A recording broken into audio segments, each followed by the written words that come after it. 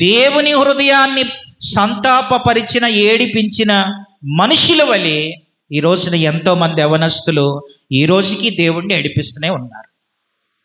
కనుక 5వ మాట, నోవాహు పిల్లలు ఎవరు అనంటే దే ఆర్ వెయిటింగ్ చిల్డ్రన్. ఓపిక, పిల్లలకు ఓపిక ఉండాలండి. ఈ రోజున యవనస్తులకి అస్సలు ఓపిక లేదు, ఓపిక ఉండాలి, కనిపెట్టుకోవాలి, సహనం ఉండాలి. అది లేకపోతే చాలా, ఎవరికైనా సరే ఓపిక ఉండాలి, సహనం ఉండాలి. అది 5వది. 6వ మాట చెప్తాను రండి. 6వది, నోవాహు పిల్లలు ఎలాంటి వారు అనంటే దే ఆర్ వర్షిపింగ్ చిల్డ్రన్. వారు ప్రభుని ఆరాధించే పిల్లలండి, దేవునితో గడిపే పిల్లలు వాళ్ళు. నోవాహు పిల్లలు దేవునితో గడిపేవాళ్ళు. They are worshipping children. వాళ్ళు బలిపీఠాలు కట్టిన అనుభవాలు వాళ్ళకున్నాయి.